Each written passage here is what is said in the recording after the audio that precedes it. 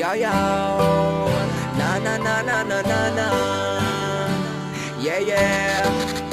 Zavatra tsy afaka fenina fa efa hita maso hoe vokatra amizao ato midoboka tsy miato doboka tsy miato fa tena tianao na de kian'ny olona ary satsy anary anao fa mbola ianao foana de mbola ianao ihany ianao mandavan-taona ianao hatrany hatrany raha ny olana mandaly tsy ataontsika ampisaraka tsy nentina tao ady no fara mitaraka matoza mbola eto de aza mbola kive efa iarana mizaka na mamy na mangidy atao anatin'ny maro defa ianao mipofidy satysako efa kopy fa ianao le tena izy fanabempanakiana vao maitra sikisira zangeo atianao matoza mbola asafa rehefa landrory izy tsy maintsy hoe manginy satria nge fiainakioka tsy izy reo ny andidy ana fanabempanakiana vao maitra sikisira zangeo atianao matoza mbola asafa rehefa landrory izy tsy maintsy hoe manginy satria nge fiainakioka tsy izy reo ny andidy ana kale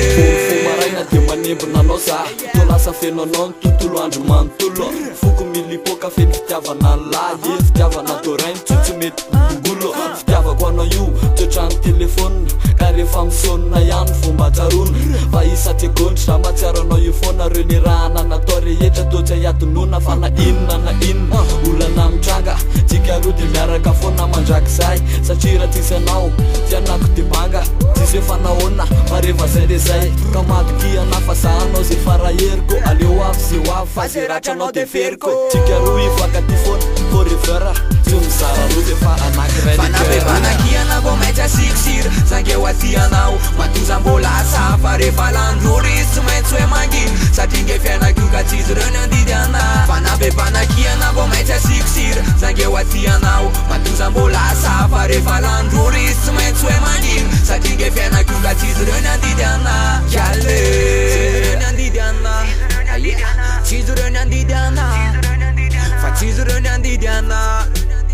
tsy izy reo ny andidy ana kale enao efanao de za efanao de za efanao enao efanao fanabempanakiana vao maitra sikisira zangeo atianao matoza mbola asafa rehefa landrory izy tsy maintsy hoe manginy satria nge fiainakioka tsy izy reo ny andidy ana fanabempanakiana vao maitra sikisira zangeo atianao matoza mbola asafa rehefa landrory izy tsy maintsy hoe manginy satria nge fiainakioka tsy izy reo ny andidy ana